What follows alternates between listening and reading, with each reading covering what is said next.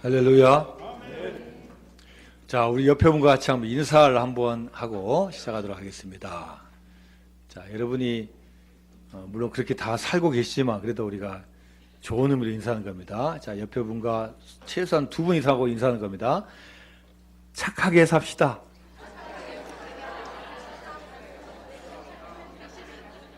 자, 한 번만 더 인사합니다. 정직하게 삽시다.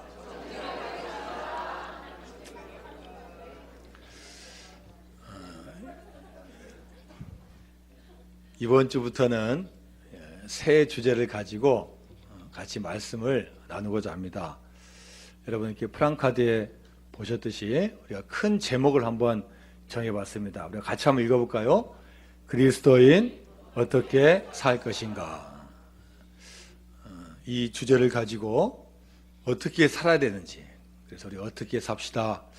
에베소서 4장 22절부터 시작해서 4장이 끝나는 또 우리 32절까지 우리가 그 말씀에 기준해서 우리가 어떻게 살아야 되는지를 같이 우리가 주마다 말씀을 나누고자 합니다. 여러분, 우리가 어떻게 살든 한 세상은 살아갑니다. 믿든 안 믿든, 성당을 나가든 절을 나가든 교회를 나가지 않든 교회를 나오든 우리가 이 땅에서 똑같이 같이 섞여 사는 겁니다. 같은 공기를 마시고 같은 미세먼지를 경험하고 또 때가 되면 또 나이가 되면 또 병들어 죽고 누구나 할 것 없습니다. 교회 다닌다고 더 오래 사는 거 아니에요. 물론 관리 잘하면은 몇 년 더 살 수 있지만 교회 다닌다고 하는 게 특별히 교회 안 다니는 사람보다 10년 더 살아라 이런 법칙 없습니다. 자, 교회 다니나 안 다니나 세상 사는 건 똑같아요. 그럼 그렇다면 교인들이 가지고 있는 특징이 뭐겠습니까? 똑같이 호흡하고 똑같이 돈 벌어야 되고 똑같이 먹고 살아야 되는데, 여러분 믿지 않는 분과 우리 그리스도인이 어떻게 특징이 있어야 되겠습니까? 그래서 사도 바울은 이렇게 고백합니다. 우리의 겉사람은 낡아지나 우리의 속사람은 날로 새로워지는도다. 살다 보니까요, 사도 바울이 느끼는 게 한순간 한순간 살 때마다 우리는 세포가 죽어져 간다는 거예요. 결국은 우리의 겉모습은 아무리 전성기가 있고 사춘기가 있고 청년기가 있어도 시간이 지나면 다 우리는 후퇴하고 낡아질 수밖에 없다네요.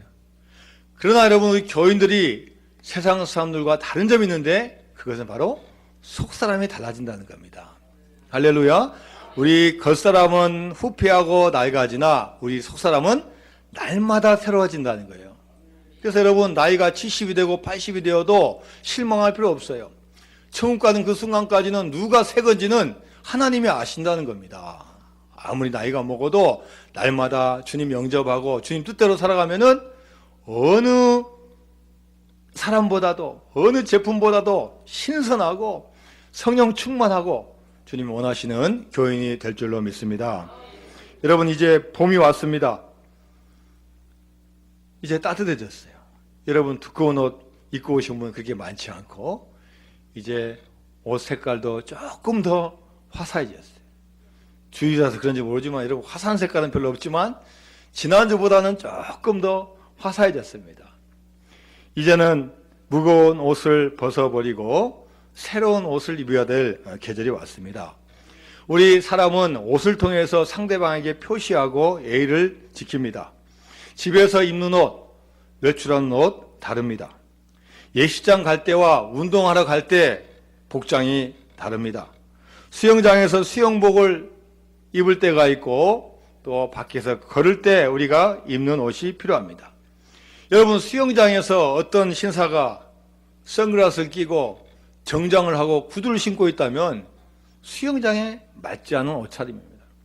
그런데 여러분, 수영장에서 수영복이 자연스럽지만 이 수영복을 입고 사람들이 예쁘다, 날씬하다, 참 좋다 하니까 기분이 너무 좋아가지고 수영복 입은 채로 길거리 나온다면은 사람들이 말은 안 하지만 속으로 미쳤다 한다든지 아마 이상한 생각을 하게 될 것입니다. 사람은요, 때와 장소에 맞게 옷을 입는 것이 우리의 문화이고 매너입니다. 또 옷은 우리의 신분을 표시하기도 합니다. 의사는 하얀 가운을 입고 간호사도 하얀색 옷을 입습니다. 또 법관은 또 법복을 입습니다. 운동선수는 또 운동할 수 있는 그 옷차림을 갖습니다. 신분이 바뀌면 그들이 입는 옷도 달라집니다. 여러분, 감옥에 있는 죄수가 형기를 마치고 사회에 나와서도 죄수복이 좋다고 그대로 입은 분은 거의 없습니다. 아마 내가 있었던 거 내가 이제 과거로 하고 내가 새로 살아야 되겠다, 그런 마음을 가지고 아마 새 옷을 입게 될 것입니다. 여러분, 우리 교인도 이와 같습니다. 우리 모두는 예수 그리스도를 통해서 새로운 존재가 된 것입니다. 새 사람이 되었습니다. 영적으로 죽은 상태였는데, 영적으로 죽은 존재였는데 하나님께서 우리에게 은혜를 베풀어 주셔서 저와 여러분을 사망과 죄 가운데 살리셨습니다. 그래서 과거에 나는 예수 그리스도와 함께 십자가 이미 못을 박았고 이제는 주님 안에서 새로운 피조물로 거듭나게 된 줄로 믿습니다. 여러분, 죄의 노예에서 하나님의 아들로 우리 신분이 바뀌게 된 것입니다. 우리가 신분이 바뀌었는데 옛날 모습, 옛날 옷을 그대로 입고 있다면 여러분 어떻게 되겠습니까? 그 신분에 맞는 옷을 입어야 됩니다. 이것을 사도 바울은 오늘 본문 에베소서 4장 22절에서 24절까지서 말씀하고 있습니다. 자, 22절, 24절 다 같이 한번 읽어볼까요? 시작. 너희는 유혹의 욕심을 따라 썩어져가는 오직 너희의 심령이 새롭게 되어 하나님을 따라 의와 진리의 거룩함으로 지으심을 받은 새 사람을 입으라. 여러분, 욕심을 따라 썩어져가는 옛날 습관을 벗어버리라는 겁니다. 옛사람을 벗어버리고 너의 심령이 새롭게 되어서 하나님을 따라서 그분의 의와 진리의 거룩함으로 지으심을 받은 새 사람을 입으라는 거예요. 여기서는 옷을 입는 것으로 새 사람을 표현했어요. 그리고 25절부터는 구체적으로 우리가 어떻게 새 사람을 입어야 되는지, 어떤 옷을 입어야 되는지, 이게 밍크 코트인지 이게 그냥 셔츠인지, 또 무슨 옷이 있습니까?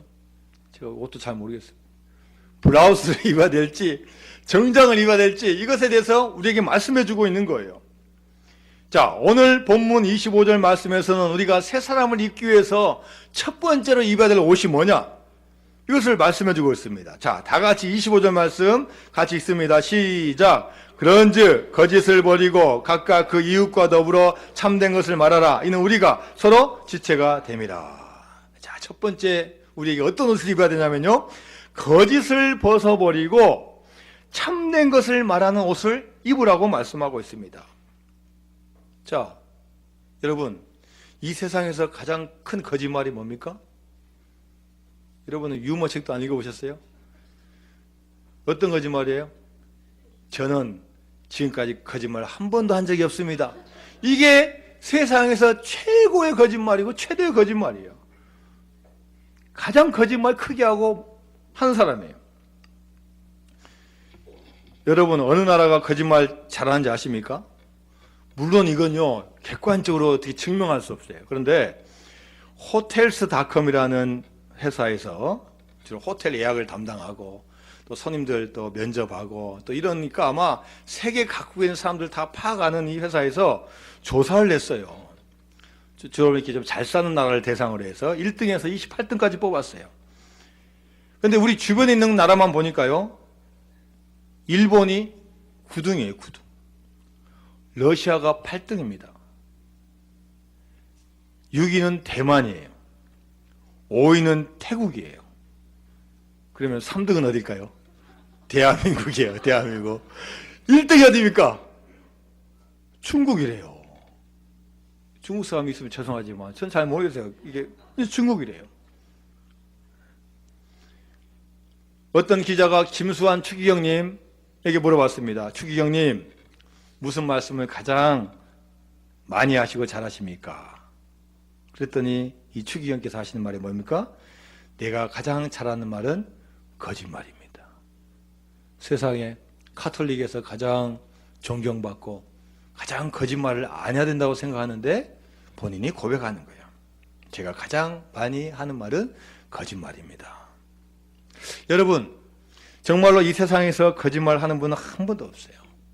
저도 아마 숫자로 세보라 하면요, 셀 수 없을 정도로 많이 했을 겁니다. 근데 여러분, 우리가 거짓말을 할 때 다 선의를 가지고 하니까 괜찮습니다, 이렇게 말씀하시는 분이 있어요. 그러나 분명히 성경에서는 말씀하고 있습니다. 거짓을 버리고 거짓말을 버리고 이웃과 더불어 참된 것을 말하고 참된 것을 계속 말하라고 강조하고 있습니다. 미국 MIT 대학의 로버트 펠드맨 교수가 말합니다. 거짓말은 나쁩니다. 그러나 어떤 면에서는 사회적인 기술입니다. 항상 정직하기만 한다면 우리는 수없이 불쾌한 상황을 맞이하게 될 것입니다. 그래서 적절한 거짓말이 살기 위해서는 필요하다는 거예요.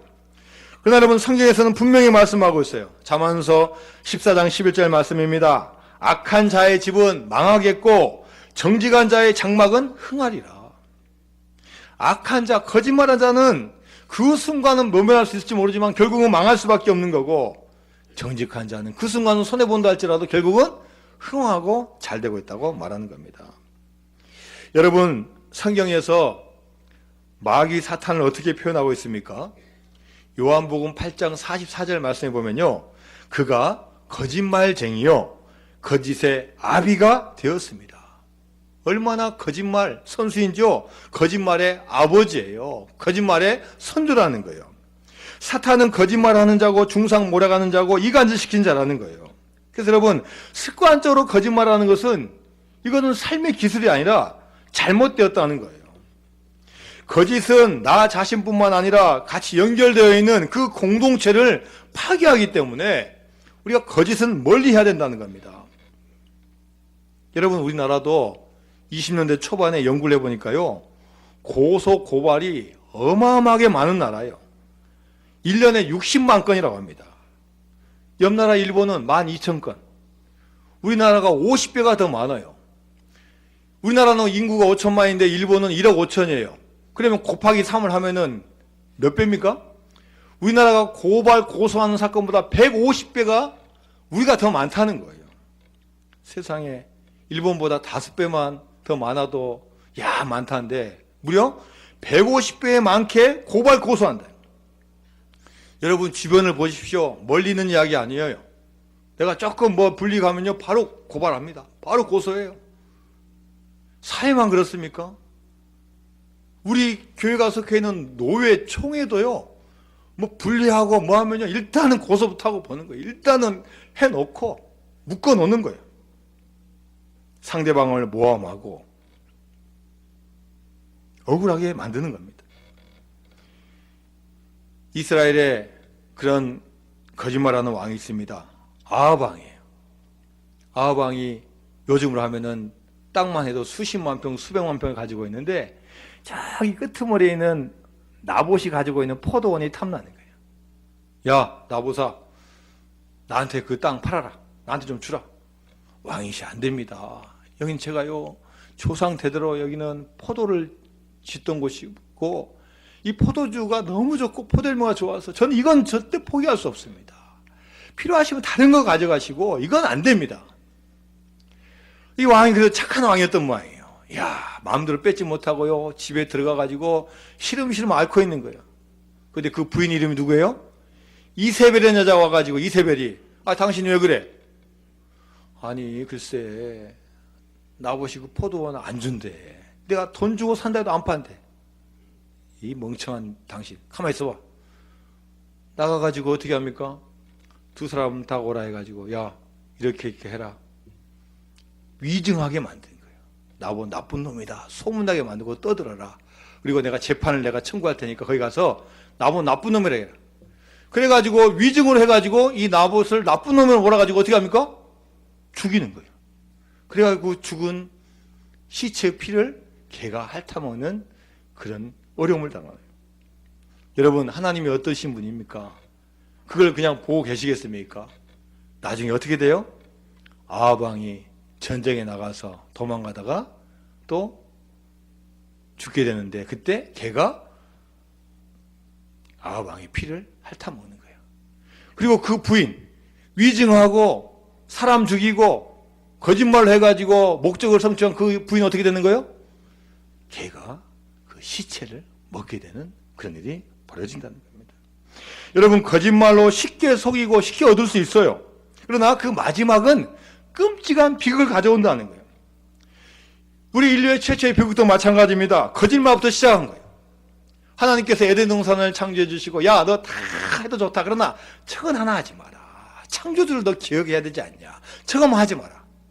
근데 여러분, 누가 다가옵니까? 뱀이 다가와요. 뱀이 지금처럼 기어다니는 게 아니에요. 처음엔 뱀이 뭐가 있었다 했어요? 다리가 있었어요. 아주 예뻐요. 지금 징그럽다 하지만 그때는 너무 예뻤어요. 그래가지고 다 와가지고 막 옆에 달라붙어가지고 좋은 말 해주고, 아마 사탕도 줬을 거예요. 주면서, 야, 하나님 좋은 분이신데 왜 저기에 있는 것도 먹지 못하겠을까? 너 한번 생각해 봤니? 한 번도 생각해 본 적이 없거든요. 순종해 살아왔는데, 야, 너 그거 먹으면은 하나님같이 될 수 있어. 너 하나님같이 될 수 있는 거 너 왜 안 하고 있어? 그 뱀의 말을 듣는 순간요, 완전히 그렇게 좋게 보이는 하나님이 다르게 보이는 거예요.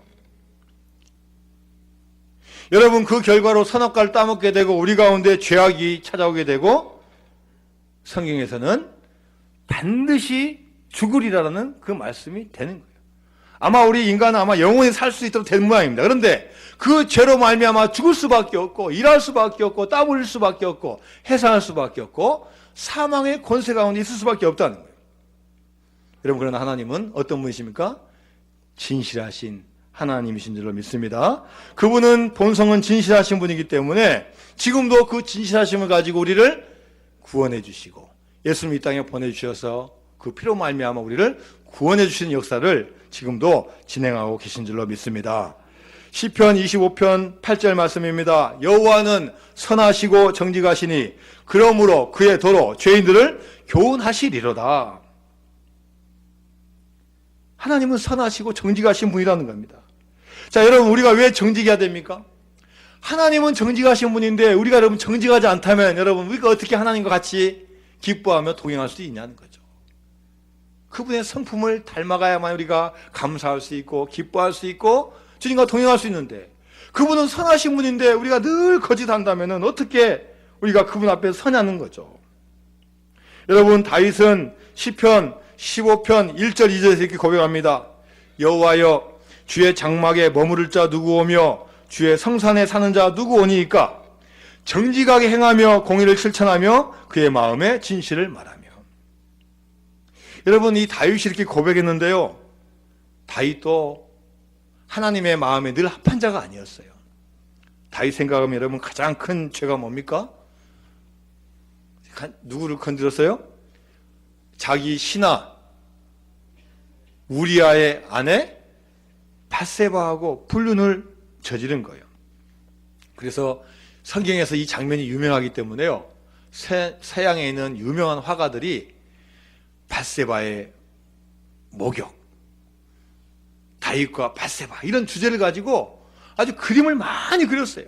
근데 대부분 보면 뭐냐면은 이 밧세바가 이 몸이 좀 벗은 몸이에요. 아름다운 이 벗은 몸을 이렇게 다윗을 향하여 유혹하는 그런 모습이 많이 나와 있어요.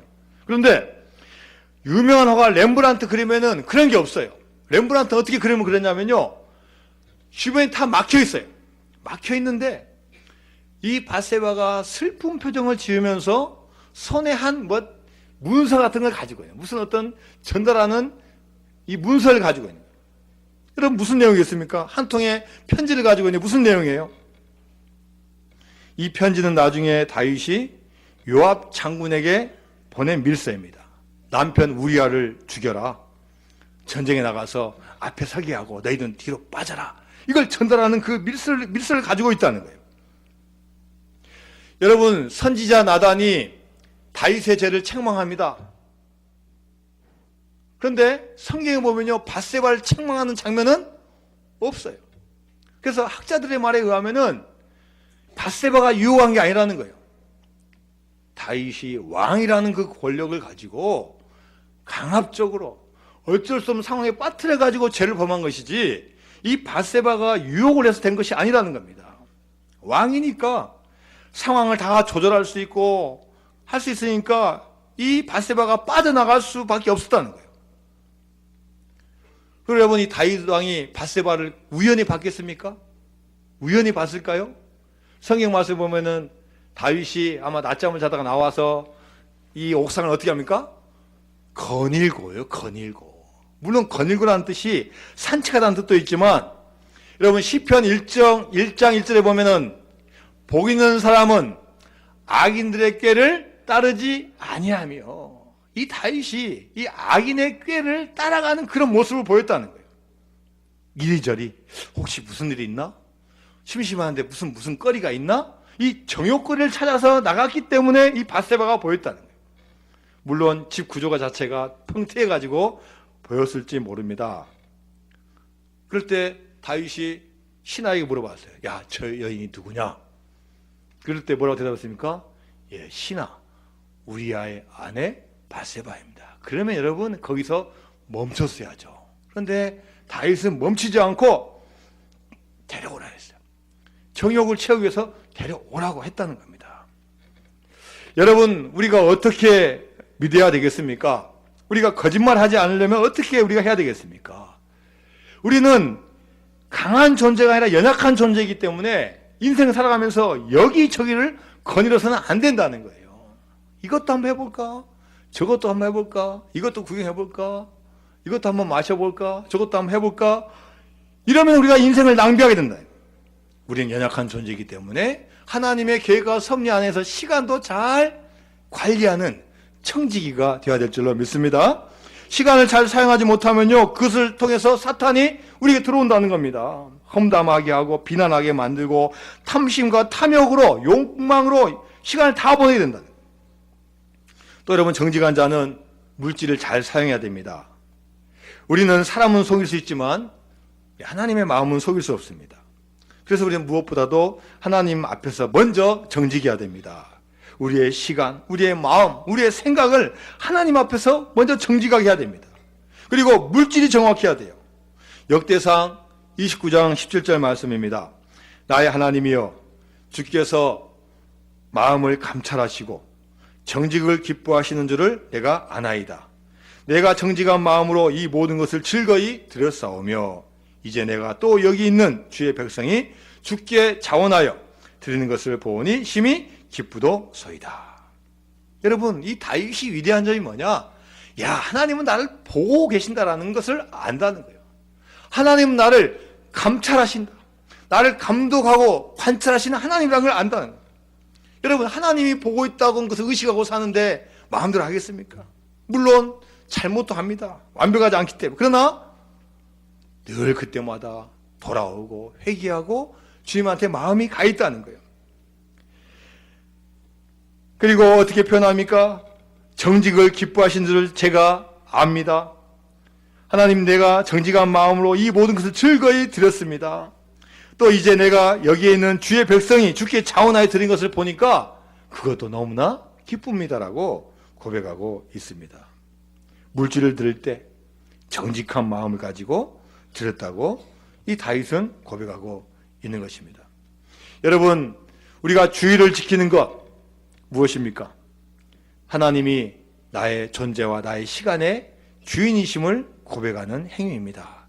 우리가 말씀을 듣고 찬양하고 기도하는 것은 무엇입니까? 나의 육체, 나의 영혼의 주인은 하나님임을 고백하는 행위입니다. 여러분, 우리가 하나님께 물질을 드리는 것은 무엇입니까? 그것은 나의 물질의 주인은 하나님임을 고백하는 행위입니다. 여러분, 우리가 물질 드릴 때 많이 드리고 적게 드린 거 하나님은 전혀 관심이 없으세요.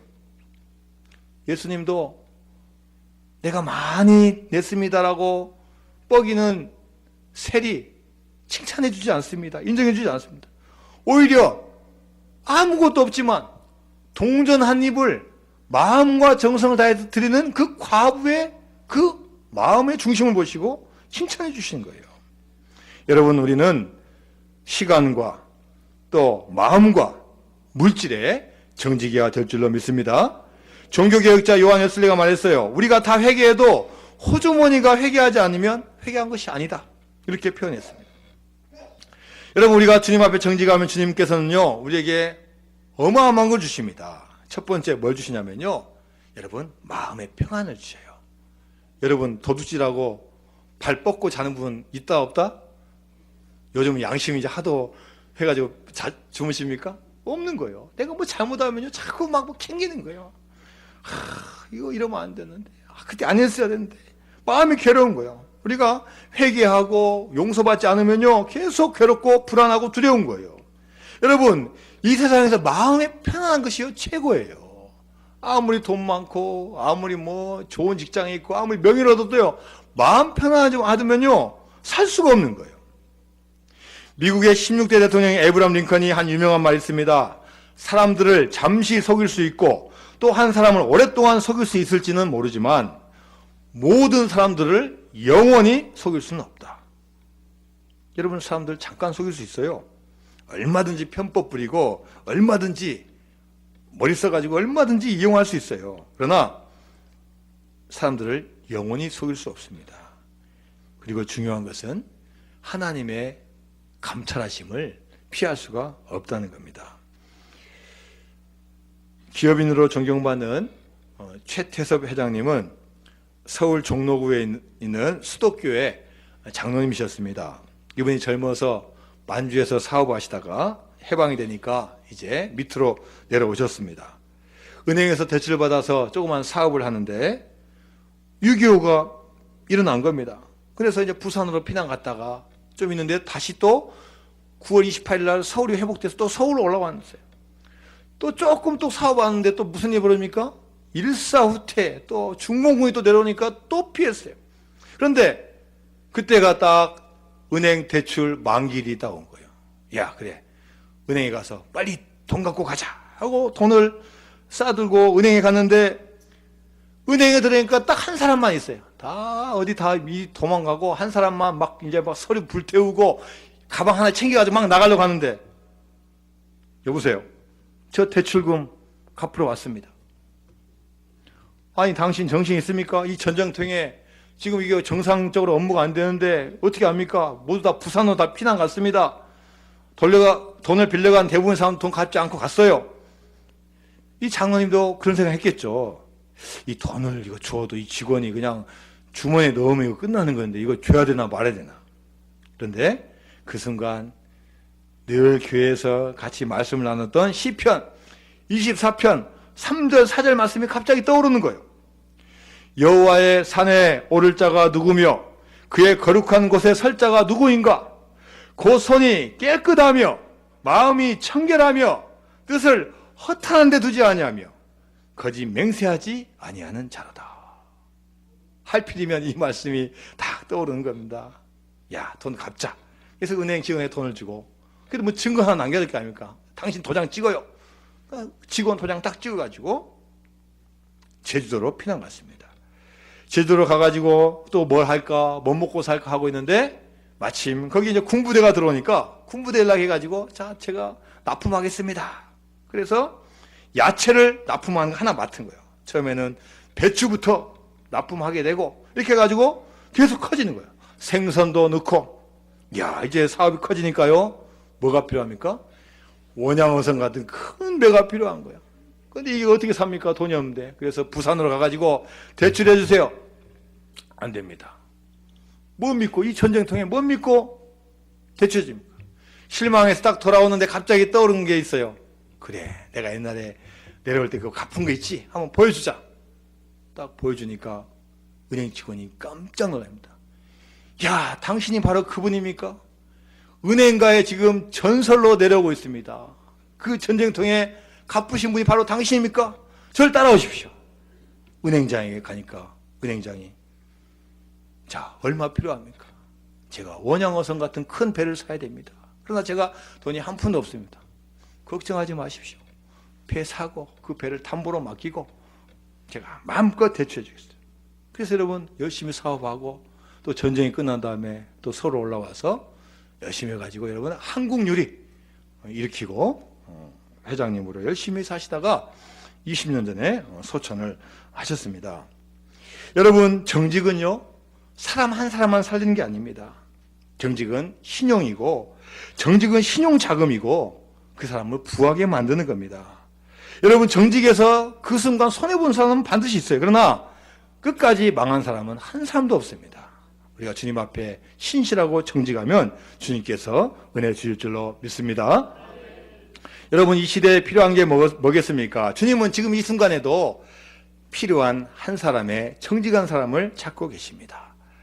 아무리 세대가 폐역하고 아무리 세대가 다 포장해도 우리 마음 가운데 정직한 자를 지금도 찾고 계시는 겁니다. 오늘 본문 25절 뒷부분에 보니까요, 왜 우리가 거짓말하면 안 되냐, 왜 우리가 진실하게 살아야 되냐, 맨 마지막에 보니까 뭐라 해야 되십니까? 이는 우리가 서로 뭐가 된다고요? 지체가 된다는 거예요. 특히 가까운 사람끼리 속이면 안 된다는 거예요. 가까운 사람끼리 거짓말하면 안 된다는 거예요. 우리는 한 몸에 여러 가지 지체가 있는데, 여러분, 눈이 거짓말하고 발이 거짓말하면 여러분, 우리는 죽은 존재가 된다는 거예요. 서로 협력해야 된다는 거예요. 야, 눈은 잘 보고 잘 이야기해 줘야 돼요. 발에게 이야기해 줘야 되고, 여러분, 또 입은 목구멍이 잘 이야기해 주고 잘 넘어가게 만들고 서로 협력해야 된다는 거예요. 코가 나쁜 냄새를 맡았는데, 야, 이봐 먹어라 삼켜라 하면 여러분 어떻게 되겠습니까? 음식이 들어가서 배탈 나고 건강이 망가진다는 거예요. 서로 가까운 지체일수록 서로 정직하고 하나가 되어야 된다고 말씀하고 있습니다. 여러분, 10계명 중에서 제 9계명이 뭐예요? 제 9계명이 내 이웃에 대하여 거짓 증거하지 말라. 거짓 증거하지 말라 앞에 뭐가 있습니까? 내 이웃에 대하여 거짓 증거하지 말라.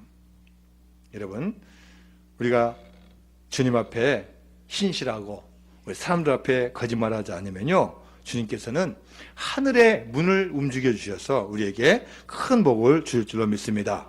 시편 112편 2절에서 4절까지 말씀입니다.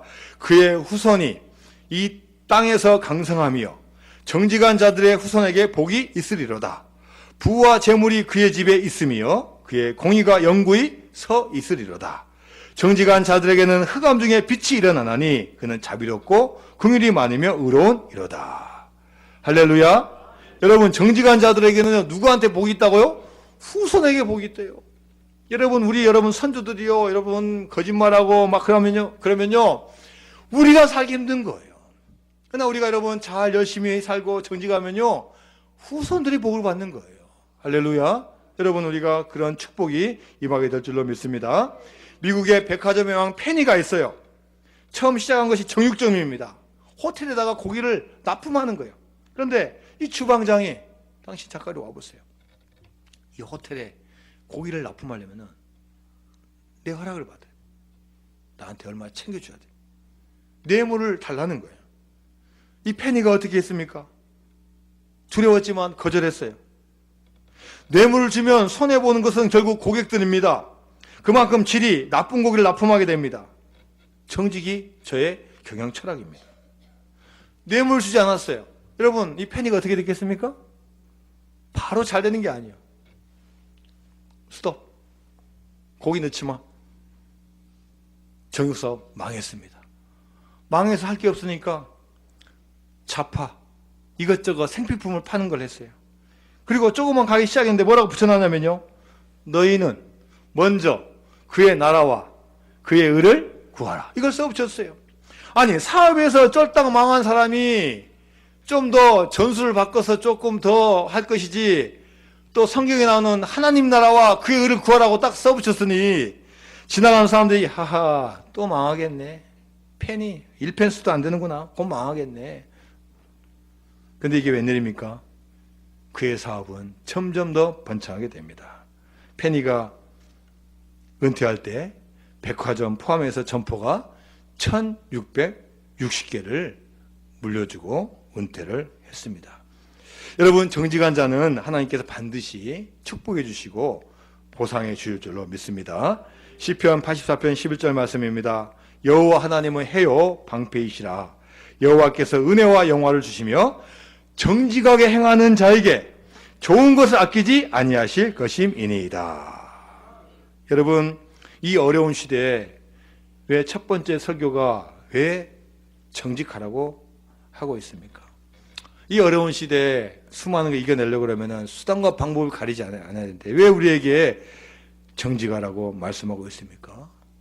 여러분, 우리가 실패해도, 우리가 쪼그라들어도 정직은 하나님이 주시는 우리를 축복하시는 귀한 말씀이기 때문입니다. 손해를 보고 어려워도 우리가 거짓을 행하지 아니하고 정직하게 나가야 될 줄로 믿습니다. 정치인도 마찬가지고 기업가도 마찬가지고 행정가도 마찬가지입니다. 안 되면 안 된다고 이야기하십시오. 실패했으면 실패했다고 이야기하십시오. 패배했으면 내가 잘못했다고 인정하십시오. 그렇다고 비난 퍼붓는 사람 없습니다. 오히려 하나님께서는 뒷거리에서 기회를 주십니다. 오히려 가식적으로 포장했다고 오래 갈 수 없습니다. 우리의 모든 것 주님 앞에 다 드러내놓고 나가면 주님께서 반드시 여러분에게 은혜 주시고 큰 축복을 주실 줄로 믿습니다.